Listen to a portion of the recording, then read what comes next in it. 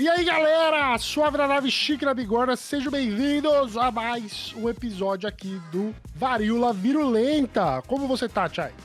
Salve, camarada Miojo, eu, como sempre, tô muito bem, muito feliz. Estamos começando mais um episódio. E nesse comecinho de episódio eu já queria fazer uma errata, Miojo, porque no segundo episódio, onde nós falamos sobre Luiz Inácio Lula da Silva, eu dei uma informação tanto equivocada, falsa, eu caí aí numa fake news, quando eu disse que após a fala dele, né, sobre se o alimento está caro, não compre, houve uma alta, eles começaram a descartar os seus alimentos e isso estava relacionado à alta dos preços do alimento. Na verdade, essa informação ela é falsa. Eu peço desculpas a vocês ouvintes. Esses vídeos, eles já tinham circulado no final do ano passado em postagens com um teor semelhante, não condiz com a realidade, né? E aí eu só queria trazer uma informação aqui de um pesquisador, que para impactar o preço nacional, o descarte teria que ser massivo em conjunção de muitos produtores e muitos produtos. A informação é da Aniele Carrara, pesquisadora do Centro de Estudos Avançados em Economia Aplicada da Escola Superior de Agricultura Luiz de Queiroz, da Universidade de São Paulo. Essa era a primeira informação que eu tinha para dar, essa pequena errata. E a segunda informação é que hoje nossa bancada ela tá um pouquinho maior, né, Miojo? Temos aí uma ilustre convidada para participar do programa hoje. Exatamente! Hoje tivemos o prazer de convidar Tainá Reis, que foi graduada ali na Universidade Federal de São Carlos, fez o seu mestrado e seu doutorado e trabalha nesse debate, né, do produtor de cana, do trabalhador rural, e hoje atualmente está dando aula na Universidade do Estado da Bahia, né, na UNEB. Seja bem-vinda, Tainá, como você está? Muito obrigada, me senti muito ilustre mesmo com essa apresentação. Cumprimento a todos que estão ouvindo aí, agradeço o convite também de estar aqui, né?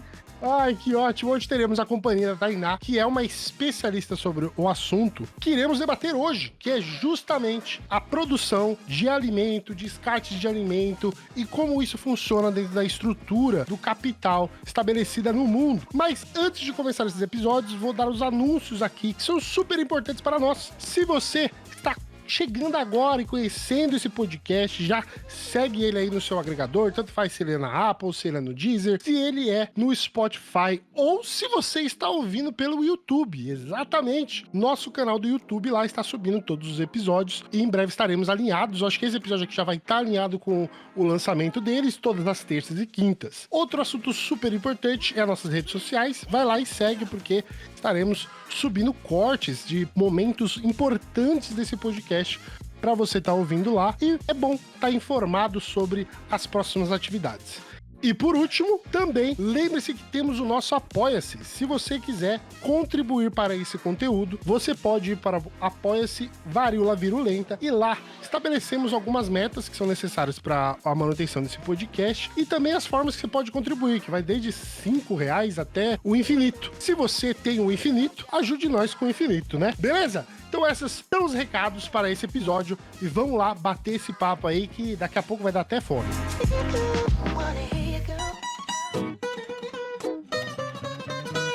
Episódio de hoje: comida no lixo.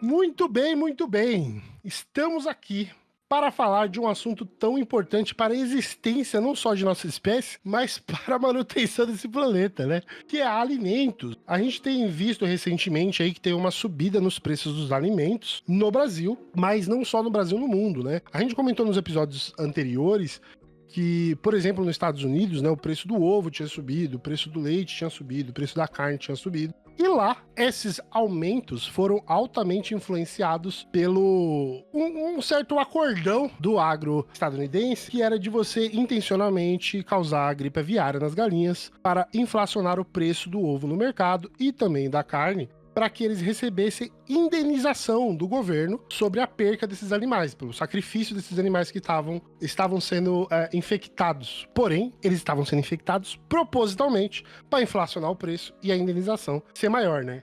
essa é uma realidade muito clara hoje em dia do agronegócio, de várias formas diferentes, de várias facetas diferentes, né? Então, a grande ideia sobre esse episódio é discutir e tentar compreender como que funciona isso, qual que é a funcionalidade do agro dentro da sociedade, a produção de alimento, quem realmente produz alimento, o que que é commodity, né? O que que é produto em si, qual que é a vida do trabalhador no agro. Então a gente vai debater um pouco sobre esses assuntos aqui. Então, eu vou deixar aberta essa conversa aqui para que a gente possa compreender de uma forma mais profunda como isso funciona. Eu gostaria de introduzir você, Tainá, sobre um aspecto geral, né? Como que você enxerga esse agro, né? O que que é esse agro? O que que esse agro representa pra gente aqui no Brasil? Cara, é muito complexo, né? Porque a gente fala de agronegócio atualmente, e é interessante quando você vai ver o pessoal que defende o agronegócio, né? Além dos grandes nomes do agro, né? As figuras, inclusive, da política do agro também.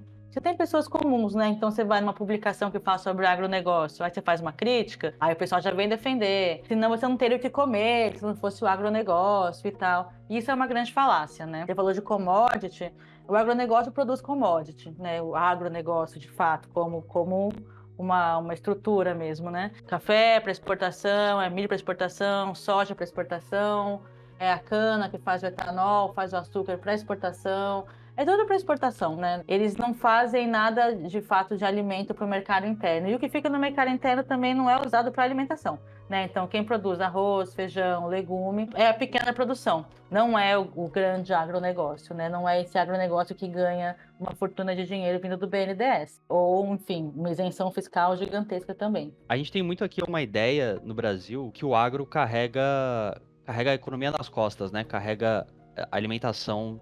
E não é bem verdade, né? É exatamente o que você falou.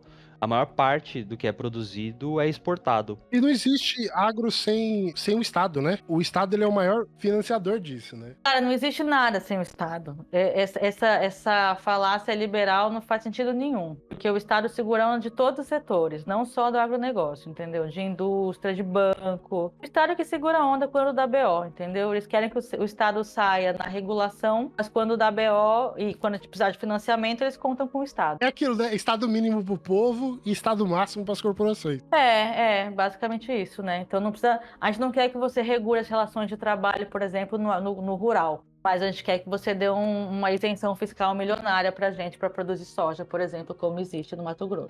Mas eu acho que uma resposta muito clara em relação a isso que você falou sobre essa coisa dos alimentos e tal, é essa medida que a gente estava falando do Lula em relação à alíquota de importação de alguns produtos, né? Como a carne, o café, o açúcar, o milho, que são coisas que está sendo muito mais voltado para exportação, inclusive por isso que o preço está tão alto também, porque eles estão preferindo exportar, que paga mais do que circular esses produtos no mercado interno.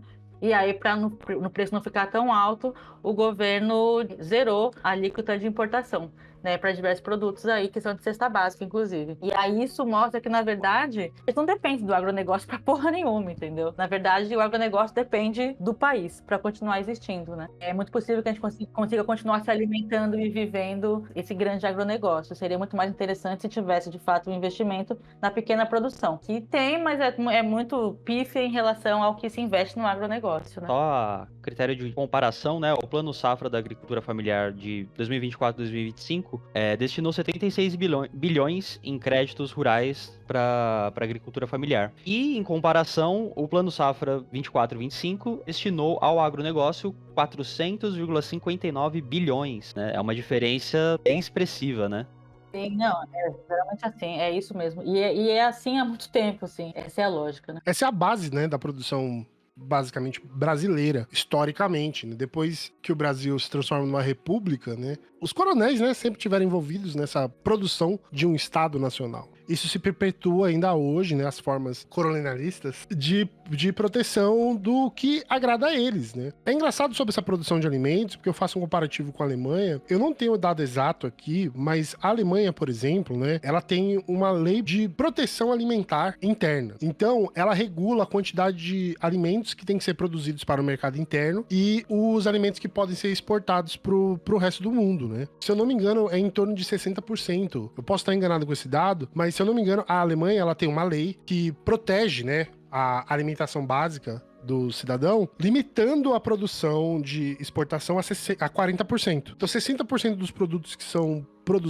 agrícolas produzidos na Alemanha, é para a distribuição alimentar interna. E eu acho que esse tipo de legislação é algo que falta no Brasil. É algo que proteja a alimentação interna. Porque, assim, a pergunta que se fica sempre é essa, né? Como um dos maiores produtores de alimentos, se não o maior produtor de alimento do mundo, tem uma taxa de pobreza, né, de inseguridade alimentar tão alta. E muito pior ainda nos períodos de pandemia. Em 2020, 2021, 2022, onde a gente tinha a famigerada fila do osso, que foi algo que foi tão aclamada que os frigoríficos não, né? Os mercados e os açougues estavam vendendo osso para a população. Isso é algo assim que não existe uma explicação científica para isso, né? Isso era descartado antes, né? O osso, antes da pandemia, você podia ir num açougue e falar, pô, me vê um osso aí, né? Que você dá pro seu cachorro, pro seu animal, pro seu pet. Ele era de descarte, né? Sobrou, não era comercializado. Mas, realmente, aconteceu isso aí da gente ver essa situação terrível de pessoas na fila do osso para poder consumir o tutano do osso. Eu acho que assim, eu queria voltar numa coisa que você falou, Miojo, lá atrás, sobre a coisa do coronelismo, né? Que são essas práticas, mas quase patrimonialista também, né? Dessa relação entre esse empresariado e a política e o Estado, né? Porque, por um lado, a gente tem... Isso se mantém em alguns tipos de produção, lógicas familiares e tal, né? Mas você também tem, por outro lado, grandes empresas, inclusive transnacionais, estão aqui no Brasil incentivando, enfim, produzindo e também se valendo dessas figuras da política, que são figuras de um passado, enfim, coronelista também, ou de uma prática, né, que não é só o passado, é uma prática que se permanece até hoje. Mas você não tem mais só essa figura, então não é só mais um fazendeiro com um chapéu e cuidando de um monte de gado. Uma espingarda. Se você pensar, mesmo, por exemplo, em Mato Grosso você tem a soja, né? O Blairo Maggi, a família Maggi é a maior produtora de soja do mundo. Não sei se ainda é, mas está figurando ali entre o primeiro e o segundo maior produtor e exportador de soja do mundo. E assim, de fato, é uma família Maggi, mas é um capital aberto e é uma empresa, assim, gigantesca, é uma estrutura gigantesca. Se a gente pensar em relação à cana, por exemplo, eu estava dando aula sobre isso agora cedo, para um curso de engenharia agronômica. Se você pensar no caso da cana, que exporta o açúcar e o álcool, e agora também produzem energia, você tem no estado de São Paulo a Raízen. A Raízen é uma empresa que a gente fala que é uma joint venture. Falei, bonito agora. Joint venture é uma junção de duas empresas. Elas não deixam de existir, mas elas se juntam com um fim específico. Então você tem a Cosan, que era uma empresa que tinha uma vinculação familiar, de produção no estado de São Paulo de cana-de-açúcar, mas que se tornou um grupo grande, tá? Então o grupo Cosan já era um grupo grande, que se junta com a Shell, e eles criam a Raízen. Raízen vem de raiz e energia. Essa é a lógica do termo Raízen. Porque eles se juntaram para também produzir energia elétrica a partir do bagaço da cana.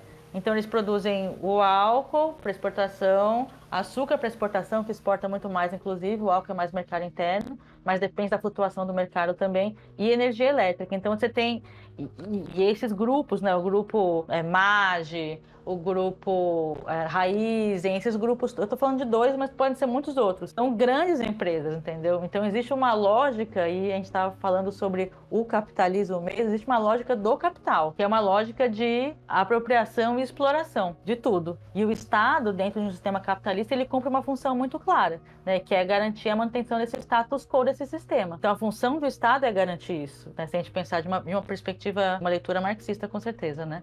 Tá, que se espera que o Estado tenha uma outra atuação, como você citou o caso da Alemanha, de proteção, por exemplo, da alimentação do povo. Para o povo não ter que comer osso, sopa de osso, por exemplo, que é um absurdo, né? Que aconteceu no passado ali. Mas não é o que acontece aqui no Brasil. Essa garantia da soberania alimentar é muito importante, né?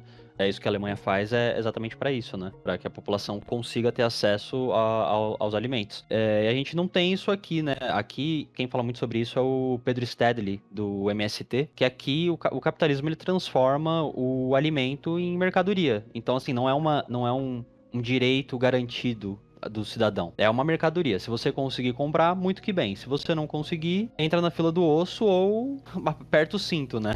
Eu acho que, assim, existe essa questão do mercado também, mas tem uma questão que é a questão das mudanças climáticas. Isso não pode ser esquecido, entendeu? As mudanças climáticas, elas não são assim, mas o clima agora tá diferente, o clima enlouqueceu por nada. Não, é também resultado de uma ação predatória do ser humano, mas não qualquer ser humano, de um tipo de ser humano específico que ocupa o lugar de poder e de decisão, e, enfim, político e econômico, que vem explorando a natureza, né? Então, assim como o capital explora o trabalho, também explora a natureza, né? E o resultado disso que a gente tem hoje é esse contexto desse pequeno caldeirão que estamos vivendo no planeta, que são as mudanças climáticas. E isso impacta diretamente em relação aos alimentos. Porque, assim, em algum momento, agora já está difícil, vai piorar. É impossível, entendeu? A não ser que se invista em tecnologias muito incríveis, que também já tem sido feito, para conseguir manter o cultivo de algumas coisas em climas que são, enfim, impróprios, vamos dizer assim. É um inferno na Terra, né? É isso que eu quero dizer. Então, acho que essa questão da mudança climática também ela tem que ser levada em consideração quando a gente pensa em relação ao preço do alimento, mas também entendendo que não é uma questão climática que só aconteceu, mas que também é resultado de uma ação política e econômica em relação ao planeta, aos recursos naturais. O avanço do desmatamento aqui na nossa região, né, no território nacional, isso influencia, porque se a gente fizer uma comparação de 20 anos atrás, o clima era totalmente diferente em São Paulo do que é hoje. Totalmente. E assim, a gente cresceu ouvindo de uma forma cômica, né? A próxima geração que se vire com isso, né? Lá no futuro, o pessoal vai ter que resolver esse problema. Não, tá agora. O futuro chegou. O futuro chegou. E a geração ainda é a gente, meu Deus, a gente não morreu agora. A gente não morreu. E assim, 20 anos pro planeta é nada. Mas a gente conseguiu acelerar tanto esse processo que 20 anos fez uma mudança que demora milênios pra acontecer no planeta, naturalmente. Então, a próxima geração nem chegou ainda direito, mas a nossa geração já tá vendo a repercussão desse capitalismo exacerbado que tá acelerando a extração de recursos. Como a gente falou, o capitalismo ele necessita da exploração do ser humano, mas ele necessita fundamentalmente da exploração do ser humano explorando o planeta. De alguma forma. E nada de graça, né? Tudo tem seu preço aí. Não tô falando de um preço financeiro, mas é um preço de impacto. Consequência. E esse impacto tá causando essas consequências. Então, se teve uma chuva muito forte no sul do país, um lugar que produz muito alimento para o país, isso vai influenciar porque teve perca de lavoura, gado se afogou, galinha morreu, não chegou os grãos para alimentar, e aí subiu o preço. Mas subiu o preço, não sei, vamos dizer assim, né? Porque Mato Grosso arregaçou as matas e tá arregaçando mais. E essa compreensão dessa coisa integrada, né? Tipo, mas aqui onde eu moro tá assim. Mas é entender que o clima não é uma coisa só regional, né? É uma integração, inclusive, que não é nem nacional também. É uma coisa global, né? Como que tem a ver a geleira na puta que pariu com o clima que acontece aqui, com o preço do alface, entendeu? Tem tudo a ver. Por que o deserto do Saara é importante pra pulverizar a nossa Amazônia? Exatamente. São situações assim que elas fogem do nosso aspecto. É porque, eu não sei, eu sendo de São Paulo, eu tenho uma coisa muito, muito clara na minha cabeça, de que paulistano, ele não tem noção do que é o mundo. Não, porque não paulistano geralmente nem sai de São Paulo. Exatamente. Né? Eu já falei isso aqui em outros momentos. E é um debate que eu sempre tenho. Cara, São Paulo não é Brasil. E Brasil não é o mundo. E a gente precisa entender que os impactos, igual a Tainá falou, da geleira na puta que eu pariu, tá afetando a merda da lavoura no Rio Grande do Sul. E você, mas como assim? Eu falei assim, cara, você não vive num bloco isolado, numa bolha, que tá tocando Gustavo Lima. Você mora num lugar muito maior. Você entendeu? E tem também, né, o aumento da temperatura, ele causa um aumento na acidez da água e isso leva à extinção em massa de diversas espécies marinhas, né, e de corais que são importantes para a biodiversidade. E é isso, né, vai ter uma alta no preço dos alimentos em decorrente dessas mudanças climáticas que são, em grande parte, causadas não por quem toma banho de mais de 5 minutos ou por quem usa várias sacolinhas de plástico, mas por quem destrói, de fato, o meio ambiente e tá aí arrebentando com o bioma pra botar paz. Exatamente. Porque isso é a grande canalice dos conglomerados e dos capitais, né? Falar que a culpa é sua de estar explorando os recursos naturais, a água. Porque a tiazinha tá lavando o quintal. É um problema? Talvez, ela podia fazer de uma forma mais eficaz. Mas o problema não é a água do quintal que tá gerando o problema do abastecimento de água. É porque a grande indústria tá usando isso, né? O que se a tiazinha lavasse o quintal todos os dias da vida dela até ela morrer, não seria o que o agronegócio gasta em um dia de água. Exato.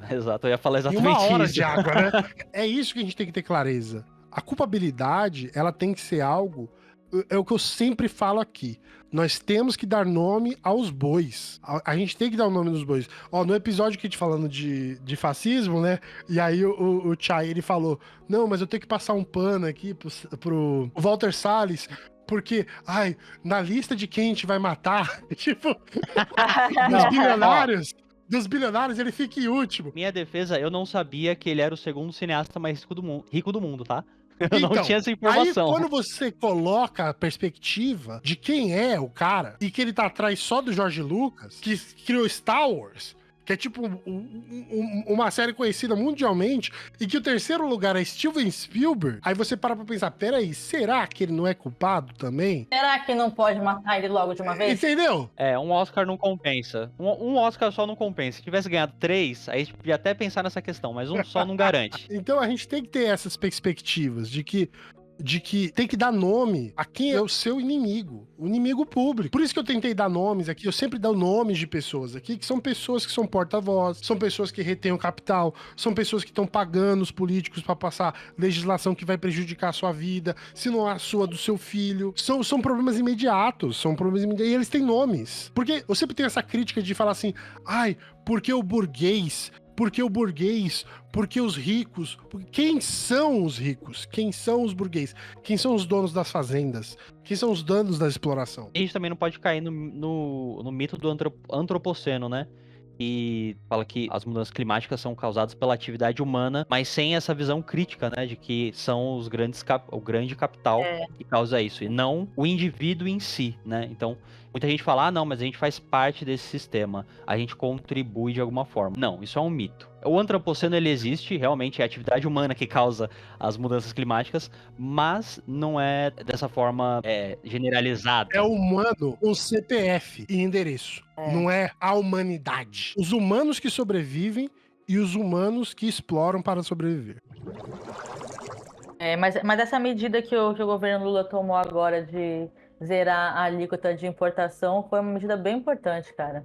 Porque assim, isso, claro que a galera do agro ficou putíssima, né? E uma galera do agro que não tem nem que reclamar, porque o tanto que o dinheiro que esse governo dá agora e deu no passado, os outros governos do PT, o agronegócio, assim, via BNDES, é uma coisa absurda, assim. Se você vê, nós temos pesquisas que mostram esses dados, que é surreal, assim, você vê o quanto de dinheiro do Estado que vai para esse setor, sabe? E eles, mesmo assim, eles sempre querem mais, mais e mais. Então, até, inclusive, fazendo seus conchavos ali políticos, né? E a gente vê essa relação entre economia e política tão intrínseca, né?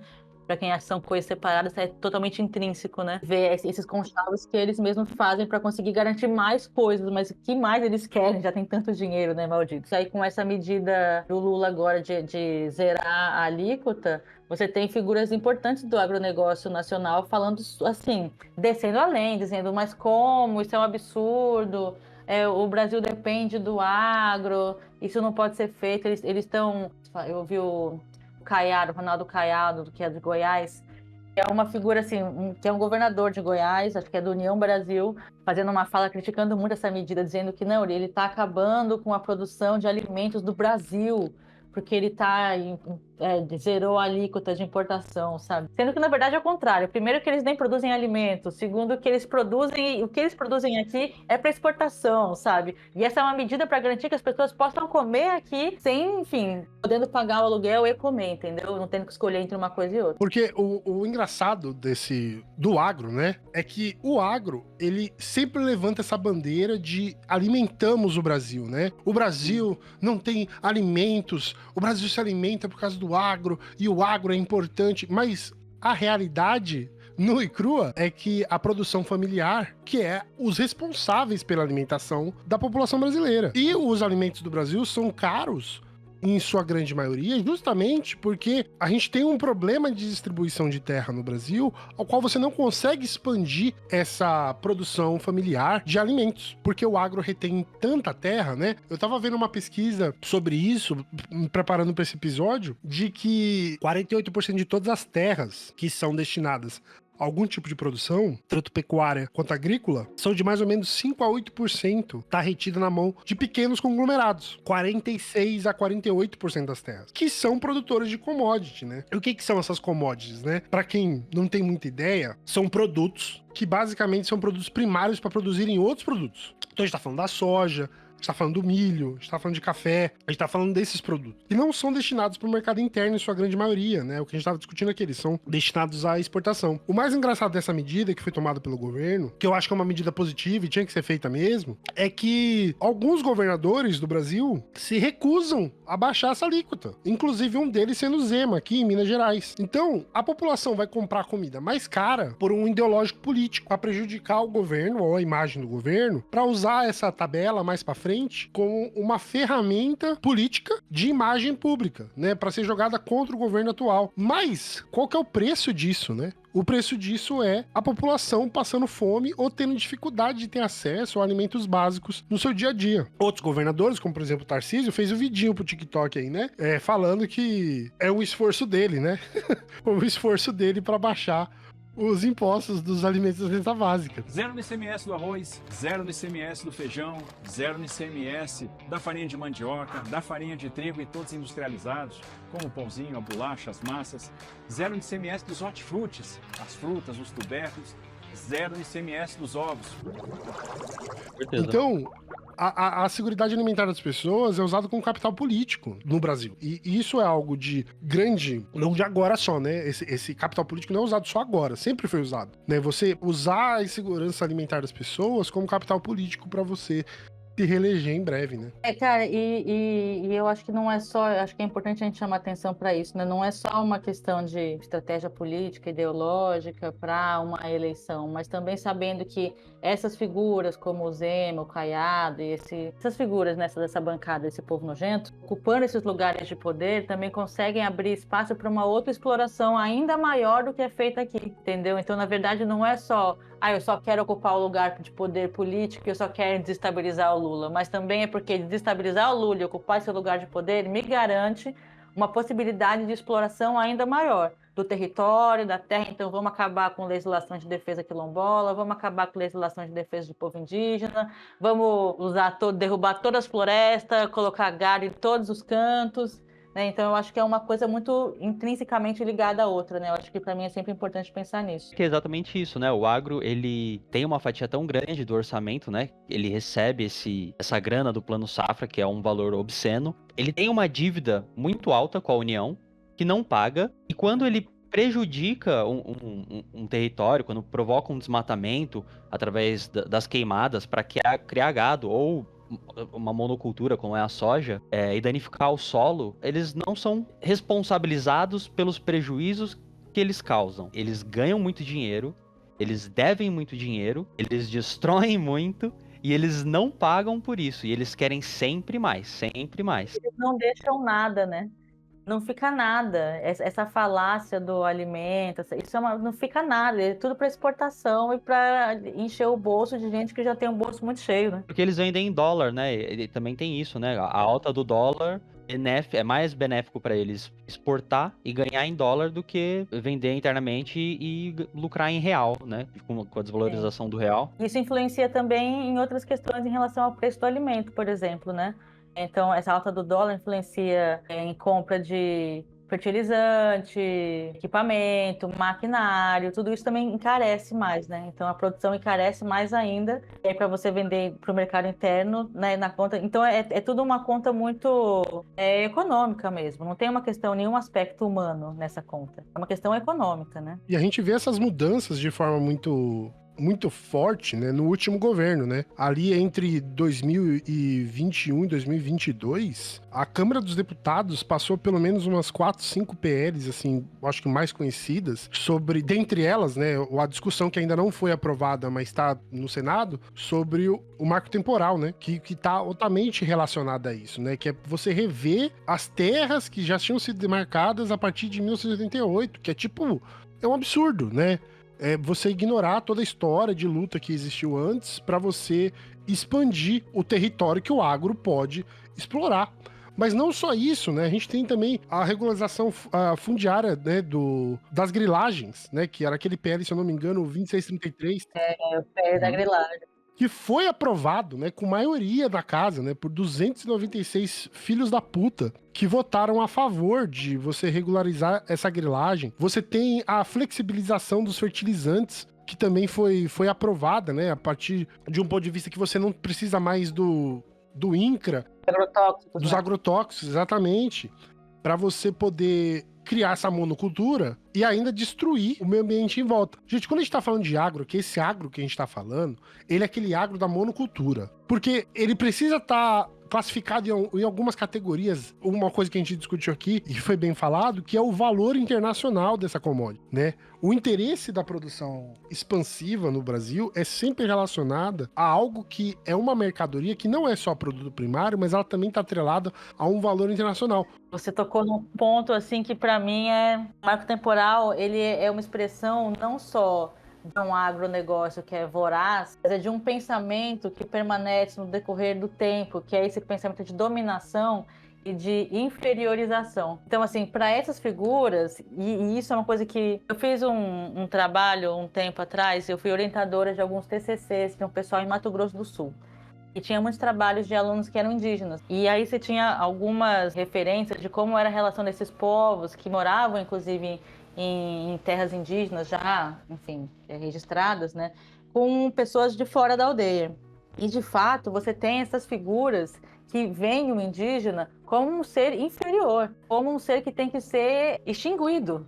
Então, existe um objetivo econômico, mas também existe um pensamento que está... Não sei se ele legitima esse objetivo econômico ou se ele está misturado, amalgamado junto, mas é uma loucura. Essa coisa do marco temporal, eu fico pensando, gente, os caras já aprovaram que não é inconstitucional, depois, não, vamos abrir uma negociação agora sobre isso. Que sentido faz isso, meu Deus do céu? Deixa os indígenas em paz.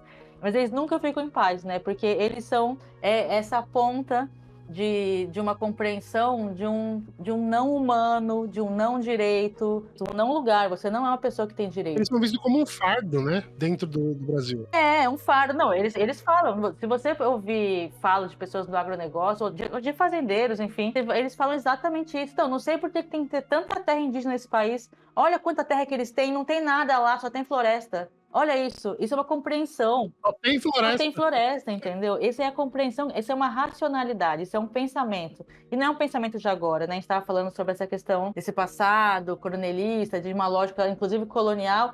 É isso, é um pensamento que vem num bojo de uma lógica de dominação. Uma dominação de quem? De um homem branco que domina e explora tudo. E que se coloca como superior a tudo, inclusive a outros grupos étnicos, né? Então, os indígenas têm que, vamos lá, derruba a floresta, mata todo mundo, que é o que estão fazendo, inclusive em vários lugares do país, né? Você não para de ver notícia de ataque de fazendeiro contra vários grupos indígenas. Aqui na Bahia, no sul da Bahia tem, em Mato Grosso do Sul tem, em Mato Grosso tem, assim, é uma coisa... Nossa, é terrível você ver o tanto de ataque que tem contra povos indígenas, contra diferentes grupos indígenas. E isso tem um pensamento, né? E assim como o PL da grilagem, assim como todas as coisas. Você falou dos agrotóxicos, né? As legislações que foram aprovadas principalmente no governo do Bolsonaro. É um impacto que não é só no meio ambiente, é um impacto nas pessoas. Pessoas que trabalham aplicando esses agrotóxicos. Tem gente que trabalha com o que a gente chama de bomba costal, né? Então você coloca nas suas costas como se fosse uma mochilinha, só que é uma bomba cheia de agrotóxico dentro, e a pessoa sai lá no meio de qualquer cultivo que seja, cana ou qual for, jogando aquele agrotóxico, né? Tem lugares que é dispersão por avião, só que aí existe uma legislação sobre como deve ser feito isso. Alguém cumpre? Ninguém cumpre. Então, se está ventando e tem uma escola rural perto, passa um avião com agrotóxico, o vento bate, esse agrotóxico vai para todo mundo nas escolas, e aí o que acontece? Posto de saúde cheio de criança contaminada, tossindo, com algum tipo de contaminação, entendeu? E isso não é uma coisa que eu tô falando porque eu acho, isso é real, você tem dados, informações pra caramba sobre isso. Isso quando não é proposital, né? Quando eles não fazem esses voos jogando agrotóxico propositalmente em cima de comunidades, né? Totalmente. Porque isso acontece também. Totalmente. Esse uso de agrotóxico, para além de ser prejudicial, né, à saúde das pessoas, a gente viu um aumento muito, assim, exponencial nos últimos anos, né? Principalmente no governo Bolsonaro, quando tinha ali a Sim. Tereza Cristina como ministra da Agricultura, que liberou a rodo tudo que é tipo de agrotóxico, entre eles o glifosato, que é cancerígeno, e isso já foi encontrado até em leite materno de algumas mulheres que residem no Lucas do Rio Verde, em Goiás. A gente estava falando sobre essa coisa da legislação, né? Que mudou no governo Bolsonaro. E eles não só liberaram usar muito agrotóxicos, mas também como mudar essa questão que o Miojo falou também, né? Quais órgãos do governo vão analisar se aquele agrotóxico pode ou não ser liberado. Então, tirando também de alguns órgãos para colocar só em outros. Na verdade, eles tiraram do Ministério da Saúde, que também fazia uma análise da composição do agrotóxico e tirou de lá e deixou só na agricultura. Então, essa mudança também em relação à classificação, a justificativa disso é que seria mais rápido, que para aprovar um novo agrotóxico é muito moroso o processo. Então, a gente vai fazer ser mais rápido, sendo que, então, se demorar muito tempo, tinha esse item. Eu lembro que eu fiz um vídeo, eu tive um canal no YouTube chamado Lamparina, falava sobre coisas ligadas ao mundo rural. E eu fiz um ou dois vídeos falando sobre a lei dos agrotóxicos. Eu lembro disso muito claramente, que era assim, se, mesmo com essas mudanças de órgãos que vão analisar qual nova substância pode ser usada ou não, se demorar mais de um tempo X, acho que mais de um ano, ou mais de 6 meses, a gente vai liberar um uso restrito. Ou seja, tá falando sobre liberação de substâncias que não passaram sequer por análise de especialistas, entendeu? E além disso, tinha uma mudança em relação à classificação da toxicidade e da periculosidade. Então, sabe quando você pega algum veneno e tem lá aquele círculo amarelo com uma cara de uma caveira, ou algum outro símbolo? Eles iam para dizer, isso aqui você pode morrer, isso aqui você pode ficar doente. Eles queriam mudar, inclusive, essa classificação. Queriam não, acho que conseguiram mudar essa classificação também. Então, é um negócio surreal. Tem uma pesquisadora que chama Larissa Bombardi. Larissa Bombardi, ela é da USP, não sei se é da Geografia, mas ela tem 2 livros muito, muito bons sobre esse tema. Um chama Atlas, o Atlas dos Agrotóxicos, e ela vai mostrando essa relação Brasil-Europa. Porque na Europa, em alguns países, não se pode usar agrotóxico na produção de alimentos. Mas as fábricas estão lá e eles exportam para que se use aqui no Brasil e em outros países, da África, em outros países também. Então ela faz isso, ela mostra por meio de... Ela é geógrafa, sim, porque tem muitos mapas. Ela mostra por meio de mapas quais agrotóxicos se usam em quais lugares do Brasil, em quais tipos de cultivo se usa mais agrotóxico, em quais lugares tem mais... notificação de acidentes de intoxicação por agrotóxico. Esse é o Atlas. E ela tem um outro livro que chama Agrotóxicos e Colonialismo Químico, que é muito interessante também. Eu quero dar essa dica aí de leitura, acho que é uma boa leitura. Isso são práticas de... a gente falou da questão do marco temporal, da grilagem de terra indígenas, que, para bom entendedor, é basicamente roubo de terra, né? O que eles fazem é roubar as terras para plantar soja e colocar gado. É uma visão bastante colonial, né? Até quando a gente vê essa questão do uso do agrotóxico, que é proibido em diversos países na Europa, mas nos países do sul global é liberado, é permitido. É quase como se tivesse uma visão de... Nós somos quase sub-humanos, né? A gente não tá no mesmo nível que um europeu. E aqui dentro também tem essa categoria, né? Os indígenas, eles não são vistos como humanos. E é uma relação que, assim, pela minha análise, eu vejo como bastante aspectos de colonização mesmo, né? Neocolonial. Até. E é bom citar nomes sobre isso, né? De pessoas que estão nesse entorno, né? Eu acho que dentro do agro, assim, eu acho que um nome muito importante é o senador Heinz, né? Do Rio Grande do Sul. Que ele é uma pessoa abertamente que fala sobre a morte dos indígenas, dos quilombolas, essa discussão que a gente estava tendo sobre as terras, né? Porque ele também é financiado pela Taurus, né? Nas campanhas políticas dele, fabricante de arma, né? Pra quem não sabe, e também Atos Sementes, né? Um dos membros da Atos Sementes também são pessoas que contribuem para que essas pessoas sejam reeleitas. Sobre o agronegócio, é muito importante a gente falar de um nome que é o Luiz Nishimori, né, que tava com umas empresas falidas ali, porque ele tava devendo 5 milhões para produtores de de toxinas. E aí ele fez um acordo em 2020 para pagar 1,5 milhão só, né, dessa dívida que ele tinha, porque ele foi judicialmente processado e teve que leiloar alguns bens, inclusive carreta de caminhão, carro, caminhão, propriedade, para poder pagar essas dívidas por causa de calote. E aí, depois desse período, ele se torna uma pessoa abertamente protetora dessas mudanças na legislação, porque ele tá envolvido como sócio, inclusive, de algumas empresas, né, de toxinas, né, dentro do agro. Então ele é um cara que encabeça bastante esse PL, acho que é o 7299, né, que era essa flexibilização de restrições de como você usar agrotóxicos no Brasil, né? Eu acho que essa relação entre a bancária do boi e da bala é uma relação muito próxima, né? A gente sempre tem que levar em consideração, assim, as coisas. Esses grupos nunca estão isolados, né? Sempre tem essas intersecções entre interesses de grupos diferentes, né? Até porque, e aí eu uso isso para retomar a questão que você falou sobre o colonialismo, Chay. Eu acho que tem a ver com uma questão de pensamento, né? A ver com uma questão de pensamento. Se a gente pensar assim, mas já acabou a colonização, nós somos um país independente, livre, uma república, estamos fora deste momento, é um momento histórico que já passou. Mas, inclusive, vários autores vão falar sobre isso, a gente tem essa ideia da colonialidade. O que é a colonialidade? Ela é a permanência de uma forma de pensamento. Então, tem uma racionalidade que tem a ver, que permanece no tempo. A racionalidade é essa, como eu falei, de dominação, de exploração, onde você tem figuras que têm o poder e figuras que não têm o poder. Essas que não têm o poder não vão conseguir nunca alçar o poder, porque esses que estão no poder não vão deixar. É claro que você tem, no decorrer da história, uma série de lutas que vão conseguir tentar conseguir direitos indígenas, negros, das mulheres, né? Esses grupos todos que eram grupos subalternizados no período colonial. Isso quer dizer que tá tudo bom e melhorou? Não. Por quê? Porque o pensamento permanece. É muito louco porque esse pensamento permanece não só nessas figuras que estão nesses lugares de poder, mas até para quem não tá nesse lugar de poder, que é o tiozinho que tá no Instagram, no Facebook, qualquer lugar desse, defendendo o agronegócio atrás do seu computador. É um cara que tá pagando caro também no arroz, entendeu? E no feijão. Mas o pensamento dele tá ligado... Como que ele socialmente é formado? Esse pensamento é formado socialmente, por meio da mídia, por meio da educação também, que é uma educação que não promove um pensamento crítico. Então você tem essa racionalidade que permanece também nas práticas. Então não é só que eu penso, tem que matar os indígenas, porque o que importa mesmo é gado.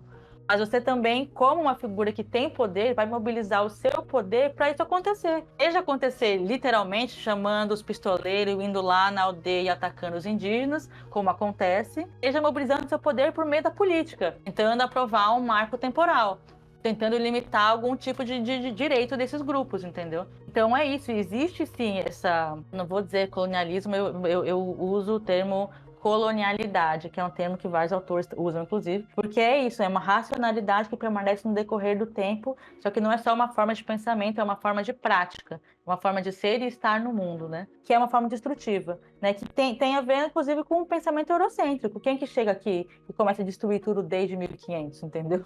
É um pensamento de um eurocentrismo que se coloca como o centro do mundo, né, do globo terrestre, e que coloca todos os outros povos do mundo inteiro como inferiores. Isso só se reproduz em cada lugar de formas nem tão diferentes assim. Mas, né, e é isso, essa é a lógica. E aí a gente tem que ficar pensando nesse prospecto que a gente tem, quais seriam as possíveis soluções para isso a longo termo? Porque no curto prazo a gente não vai conseguir resolver esse problema estrutural. Então a gente tem, por exemplo, movimentos de luta como o MST, que a gente já discutiu aqui.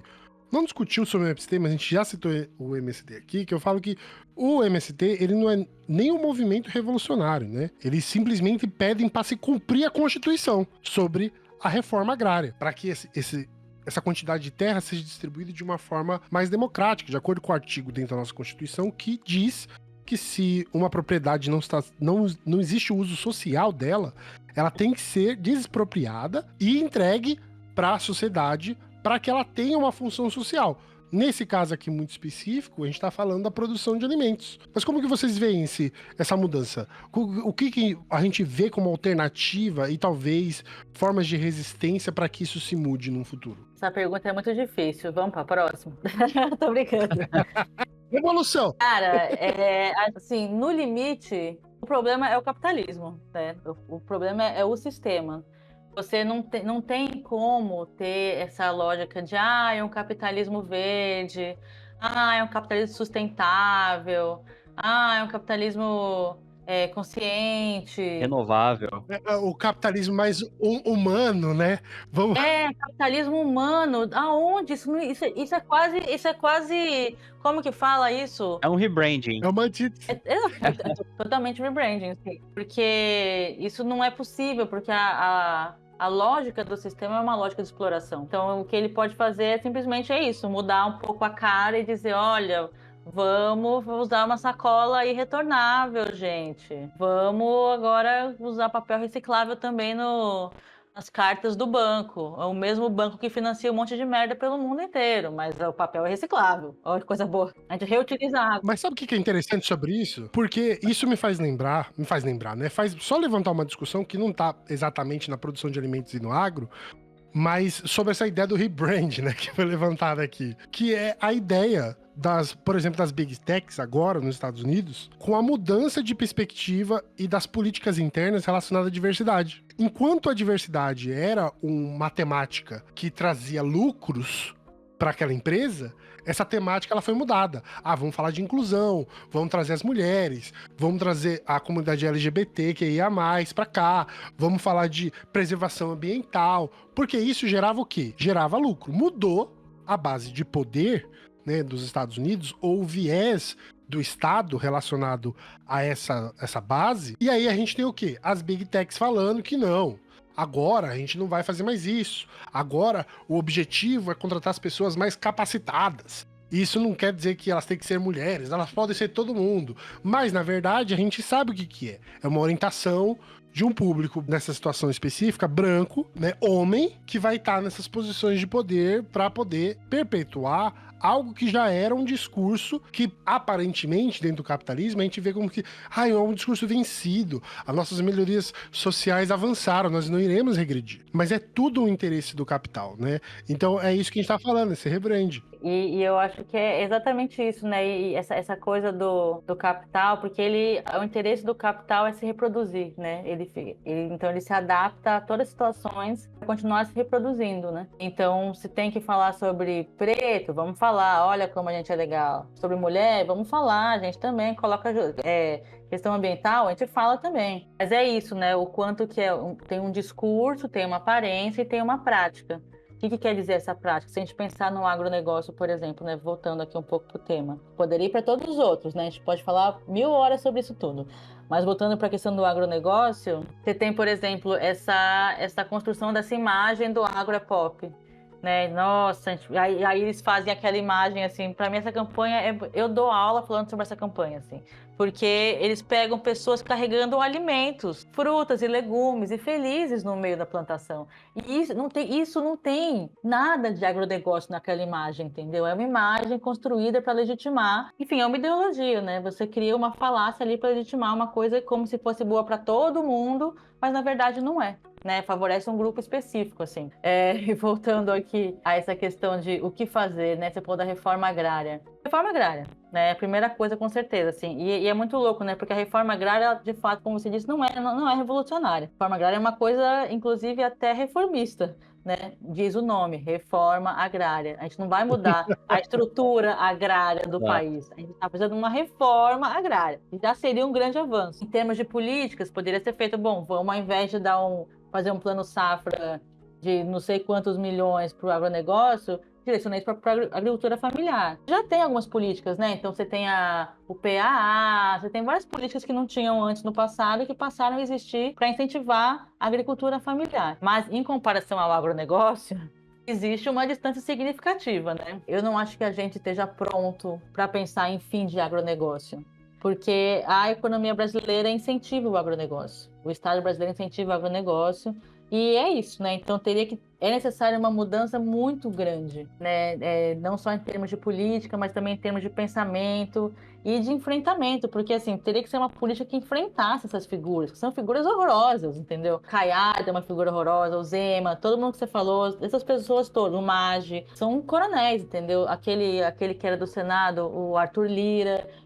São coronéis também, entendeu? Que tem relação com essas grandes empresas transnacionais, como eu falei, mas que também são figuras que estão na política para defender o interesse desses grupos. E aí, esse enfrentamento, sabe? Então, vai ter a eleição do Senado, né? Então, tem um debate, uma treta interna, assim, de quem vai ocupar esses lugares. As próprias eleições mesmo, de senadores, de deputados, né? Para conseguir, porque um presidente não governa sozinho. A gente não vive numa estrutura que o presidente governa, faz o que ele quer. Então, se o Senado e a Câmara dos Deputados quiser barrar a governabilidade, eles barram. Então, para ter um presidente que queira entrar em embate, né, uma política que queira entrar em embate com essa lógica do agronegócio, você teria que começar da base de atuação política. Não é só, vamos eleger um presidente que apoia o MST. Não, você tem que eleger os deputados, entendeu? Senadores. Essas figuras que também estão ali no legislativo que são importantes para conseguir alguma mudança. E é uma mudança em termos de reforma, porque mudança mesmo teria que ser assim, revolução mesmo. Para você ter ideia nessa discrepância, né, com dados atualizados, a produção familiar recebe 85 bilhões do Plano Safra, enquanto o agro, esse agro de commodities gigantesco, recebe em torno de 546 bilhões. Então, a discrepância é muito grande entre os incentivos do Estado para a produção de alimento dentro do território nacional para nós, para todos nós. Esse ponto que a Catarina levanta aqui, ele é crucial para se decidir dentro da social-democracia o futuro desse agro, do que vai ser essa produção de alimento, o que vai ser essa construção de uma possível, quem sabe, reforma agrária. Porque eles votam, eles são quase o único grupo dentro do legislativo que eles votam em bloco. Não importa a porra do partido que eles são, mas eles votam em bloco porque isso é interessante para a produção, para arrecadação de mais dinheiro, para acumulação de mais capital deles. O agro brasileiro, ele é muito engraçado isso, porque são poucas pessoas que retêm o agro, né? O agro não é um negócio onde tá na mão de muitas pessoas. Mas ver a Tainá falando assim, mas aquele cara na internet que vai defender o agro. E como que isso acontece, né? Por que esse cara tá defendendo um fazendeiro ou uma multinacional, sendo que ele nem tem acesso àquilo, né?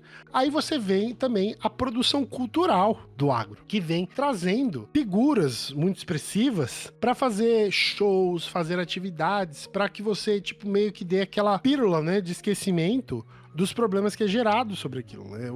Um dos nomes mais conhecidos sobre essa questão do agro e produção cultural, que é dinheiro público que é investido para a produção desses eventos, é o Gustavo Lima, né? Que é um dos artistas mais conhecidos dentro dessa produção cultural do agro, em defesa do agro. Eu lembro que isso ficou muito forte nas eleições, né? Porque o agro, ele elege. Essas empresas, elas elegem políticos. Eleger políticos é eleger políticas públicas. E para isso, você usa também o meio cultural. Você vê esse sertanejo agro, né? Do agro pop aí, que é produzido, você vê uma discrepância histórica sobre o sertanejo, né? Como produção cultural dentro dessa máquina de destruição de vidas e de destruição de terras, né? Que o sertanejo antigo, né? Vamos dizer assim, né? Aquele sertanejo mais raiz, cara, você tinha duplas sertanejas que estavam falando de revolução agrária, tá ligado? De reforma agrária.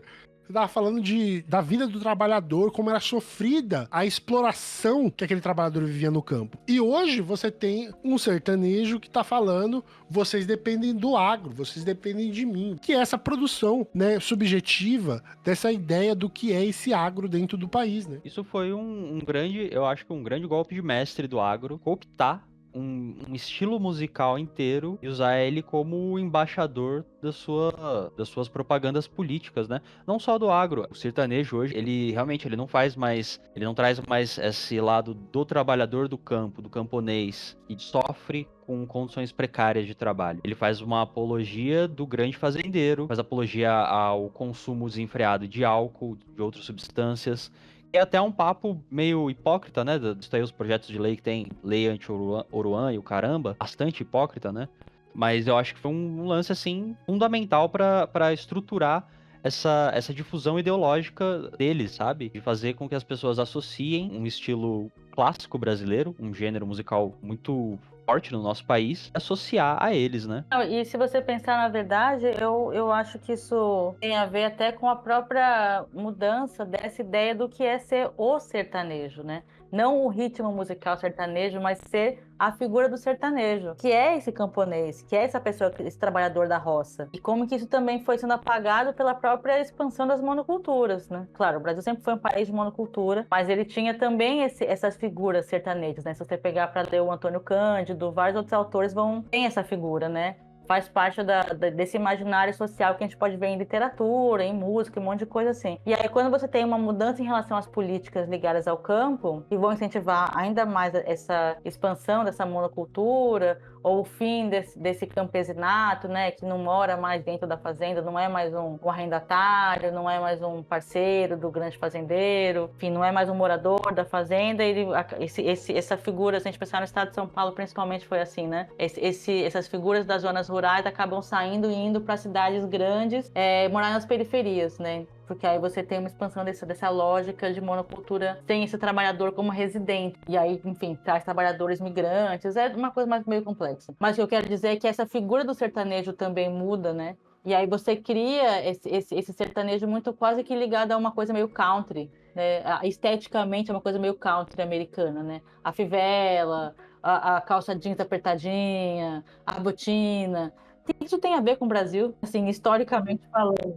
Os carros que consomem muito combustível. Aqueles carros gigantes, os carros gigantes. Que loucura é aquela? Pra que um carro tão grande, meu Deus do céu? A Hilux, né? O símbolo desse sertanejo então eu country. acho que concordo totalmente, assim, existe uma construção ideológica, que faz as pessoas defenderem essas coisas, é uma construção ideológica, claro, você cria, o que é a ideologia se a gente pensar em Marx, né, você criar como se fosse uma verdade, né, generalizada, como se algo fosse correto, bom para todo mundo. Então, olha como o agronegócio é bom para todo mundo, olha como o capitalismo é maravilhoso, vamos defendê-lo até o final, olha como o agronegócio é lindo, vamos defendê-lo, porque ele é muito bom para todo mundo, porque se cria um imaginário, uma ideia de verdade que isso é real, mas a realidade é que não é, ele é bom para um grupo específico, alguns grupos específicos, mas você constrói isso por meio da cultura, da mídia, dessa coisa toda, dessa superestrutura toda, né, que vai criar essa forma das pessoas crescerem e viverem um mundo onde elas vão achar lindo o agronegócio ou o capitalismo, né? Mas como que vai acabar isso? Mas isso é um absurdo, né? Então, é ideologia é foda. Isso casa muito com a ideologia neoliberal, né? Que fala muito sobre o indivíduo na sociedade, né? Que a construção individual da pessoa. Então, assim, você ter essas figuras como Gustavo Lima dentro de um carrão, numa mansão, fala, pô,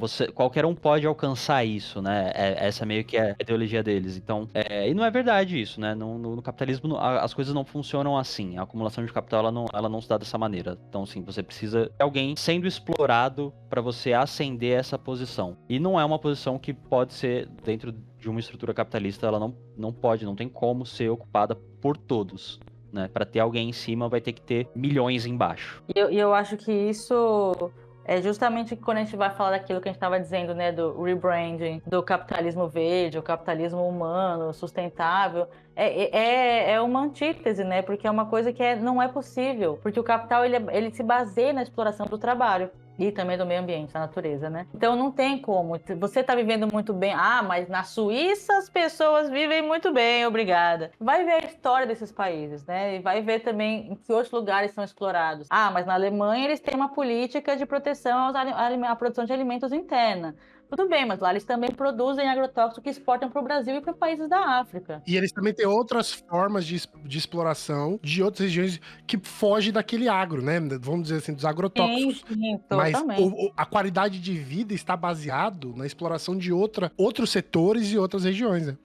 Sim, totalmente. E isso é isso, né? Isso tem a ver com essa lógica do capitalismo global mesmo, né? Não tem muito o que ser feito. A gente está numa engrenagem muito, muito bem amarrada, né? E eu quero só deixar claro também que não é que dentro desse contexto, não é que o Brasil também é só uma vítima disso, né? Jamais. Porque o Brasil também ele faz essa exploração, principalmente na América Latina, né? De uma forma muito extensiva também.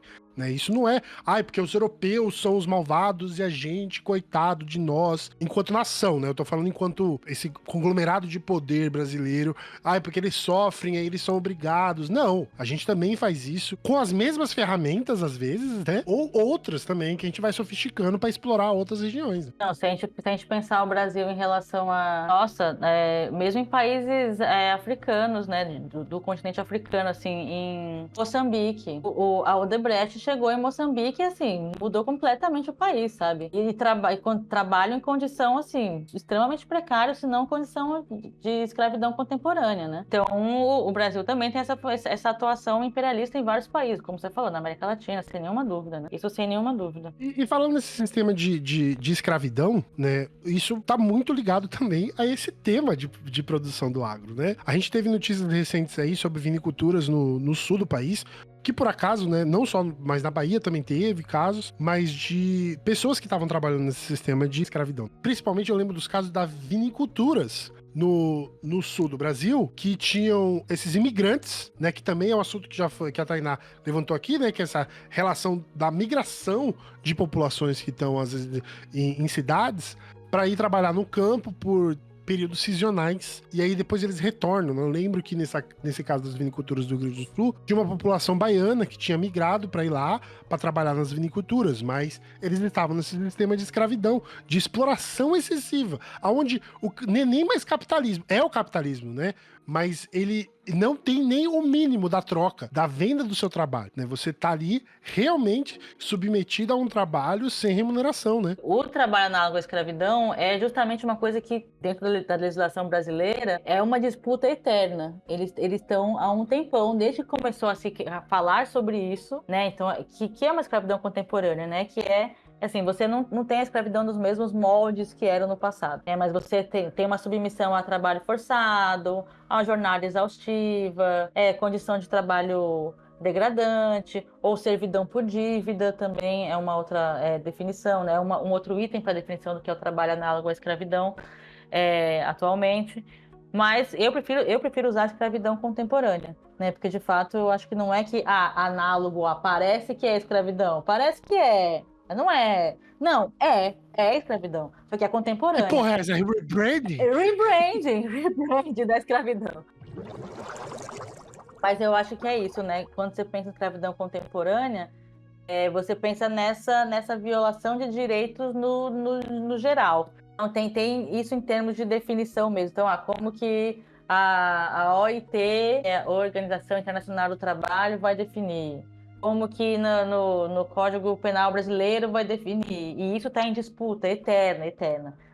Falando em legislativo e política e deputados e bancada da bala, esse também é um item que eternamente que eles tentam mexer, né, para mudar essa definição. Por quê? Porque a definição como tá, todo mundo cai nessa malha fina, entendeu? Então, assim, você falou das vinícolas e tal, mas se você toda semana pegar para procurar resgate de trabalho escravo, você vai encontrar rural ou urbano. Rural também, se procurar só rural, você vai encontrar também. É na cana, é no café, na vinícola, como você falou. Quando eu fazia o canal Lamparina, eu fazia uma coisa no Instagram que era um jornal, que eu pegava notícias. Que toda semana tinha trabalho escravo. Toda semana tinha, em todos os lugares. A notícia aqui, ó, de 3 de janeiro. 3 de janeiro, que não faz muito tempo, né, quando a gente tá gravando isso daqui, faz 2 meses. Tem uma notícia aqui do Brasil de Fato falando: Brasil flagra mais de 1,6 milhões de escravizados em 2024. Do Rock in Rio a BYD, né? Porque da BYD teve um mês atrás, né?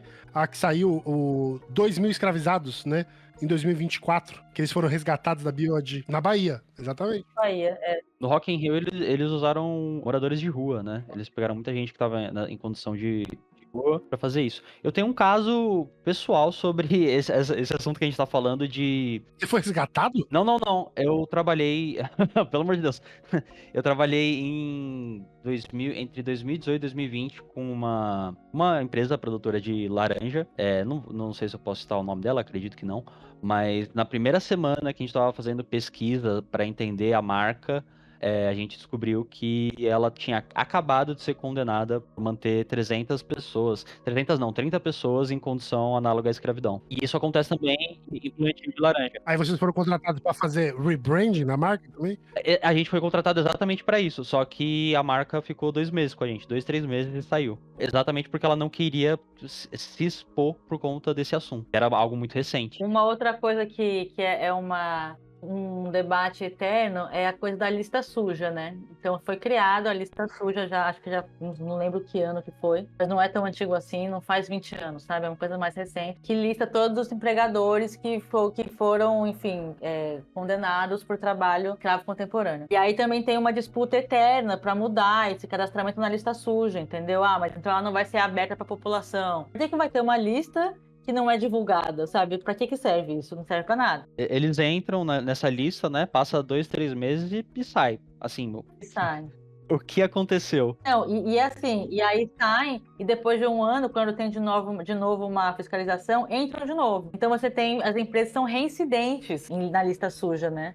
E aí você tem a questão urbana, principalmente construção civil, muito, trabalho doméstico, mas o rural é cana-de-açúcar, é café, é carvão também, esqueci de falar do carvão, gado. Então é muito comum. E o que acontece? São grandes empresas. Então você tem, por exemplo, Nestlé envolvida, só que não é que a Nestlé... E aí que tá o pulo do gato, né? Aí que tá a brecha na lei que se encontra. Porque, na verdade, não é a Nestlé que contrata aquela empresa que produz o cacau ou que produz o café. A Nestlé contrata um fazendeiro que contrata um empreiteiro que vai contratar os trabalhadores. Então, isso no gado é muito comum. Isso, inclusive, para fugir até em relação ao controle de maus tratos animais também, porque ele vai dizer, não, mas a Friboi vai dizer, não fui eu que fiz, eu contratei só o fazendeiro. Se ele contratou outra pessoa, aí não é culpa minha. E aí fez aquela nota, né? Aquela nota pra mídia. Nós da Friboi não compactuamos. Não compactuamos.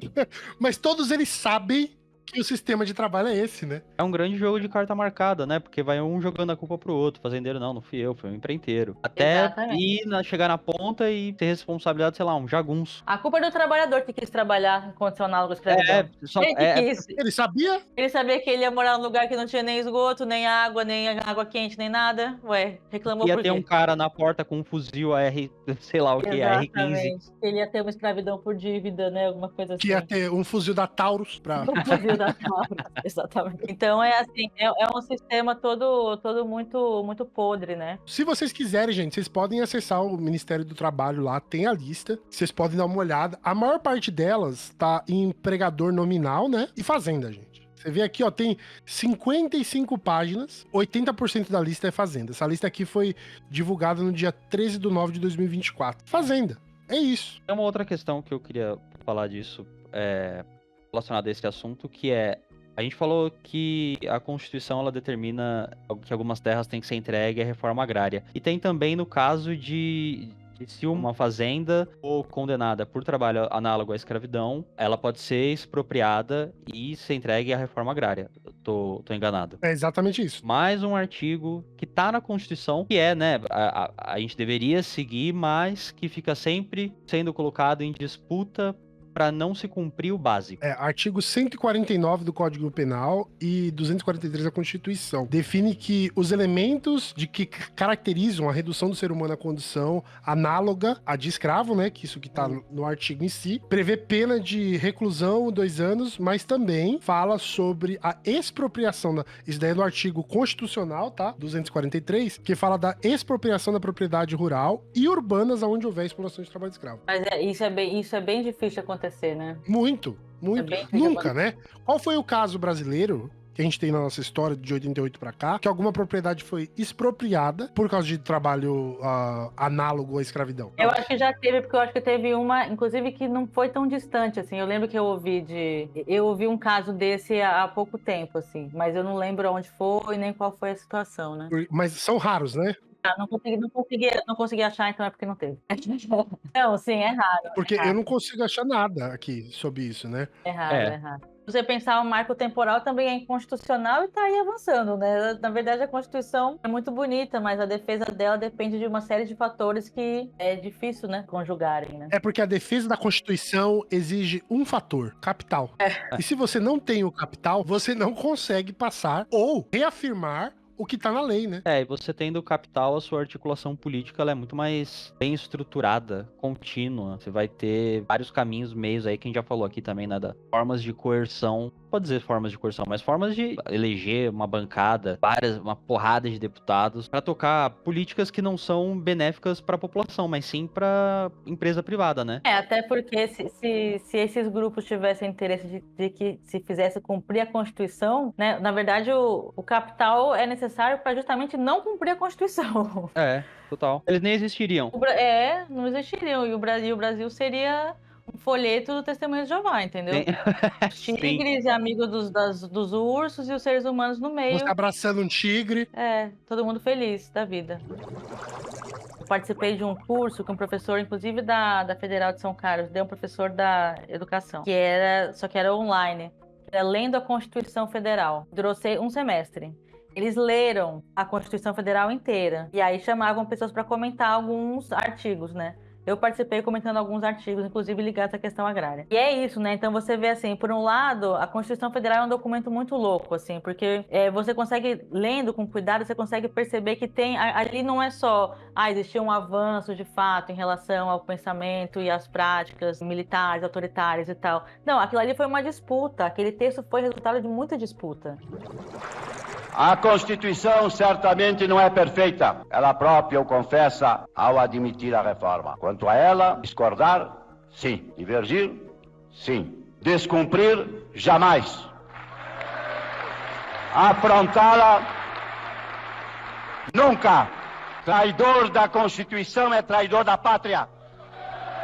Traidor da Constituição é traidor da pátria. Conhecemos o caminho maldito. Então, o que você tem de avanço em relação, por exemplo, ao uso social da terra? Isso não é explicar o que quer dizer exatamente isso. Você fala que tem que ter. Aí você, né, pode ter a interpretação de cada juiz. Só que o juiz também ocupa um lugar de poder que muitas vezes está mancomunado com o pessoal do agro, ou com outras situações específicas de pessoas de poder e de dinheiro e de capital. Mais que dinheiro, capital, né? Exatamente. Então, assim, na Constituição também você tem essa coisa dúbia, né? Que você pode sempre ir dando esse jeitinho. Então, não pode, mas talvez possa, né? E vai fazendo isso, né? Então, por um lado, e aí eu queria... Falando de novo da questão, né, do que fazer, né? Então porque senão parece que a gente está derrotado, né? Talvez estejamos. A sensação é Mas essa. isso não quer dizer que a gente não tenha que lutar, porque, assim, as coisas vêm da resistência, entende? Eles estão ganhando sempre, porque eles têm o poder, eles têm o capital, eles têm os espaços de decisão.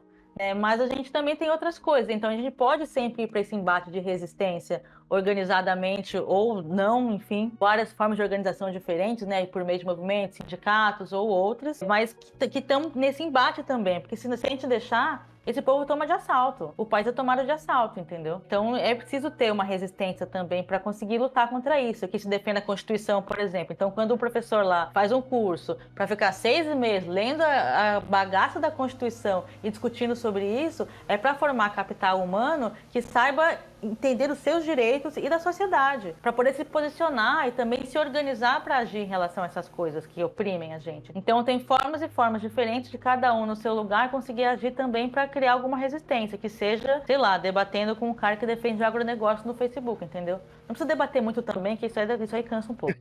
Mas assim, né? Tem formas e formas, eu acho que é isso, né?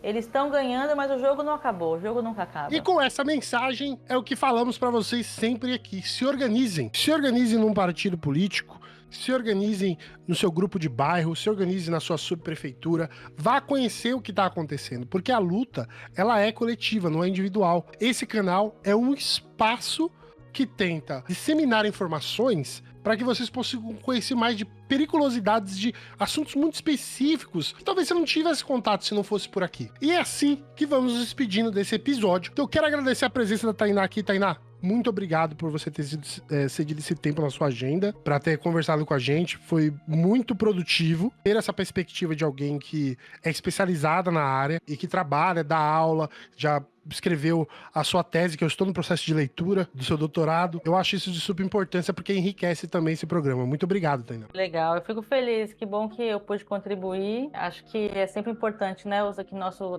conhecimento acadêmico sirva também para outras coisas, além de só ficar escrevendo artigo e, né, punhetando ali um com os outros, né? Tem que sair, tem que falar, tem que ajudar a dar uma compreensão também melhor, diferente, um outro olhar, até fazer uma contranarrativa para essa ideologia colocada liberal aí, né? Então, o quanto eu puder contribuir, conte comigo. Muito obrigado. E é o que eu sempre falava na faculdade, na época de faculdade, né? Temos que acabar com a masturbação intelectual. Exatamente. E popularizar o conhecimento. É isso. Muito obrigado. Deixo vocês por aqui, gente. Estarei de volta aí no próximo episódio e espero ver vocês lá. Se vocês ainda não seguiram nossas redes sociais, sigam nossas redes sociais. Vai lá, se você prefere ouvir esse podcast pelo YouTube também, temos os episódios disponibilizados no YouTube. E mais uma vez, super importante, vá conhecer o nosso Apoia-se. Você pode contribuir com o valor de R$5, né? O que é isso? Não dá nem pra comprar uma coxinha hoje em dia com R$5. Principalmente se for uma coxinha gourmet. Aí que você tá lascado mesmo. Então, vá lá, conheça, dê o apoio, porque esses conteúdos, eles exigem tempo, edição, preparo, convidados, e a manutenção desse podcast é super importante pra gente continuar disseminando informação. Beleza? Vejo vocês no próximo episódio, galera. Tchau, tchau. Um grande abraço, meus amigos. A gente vai ficando por aqui e até o próximo episódio. Um beijo. Obrigada mais uma vez e escutem o Varíola Virulenta.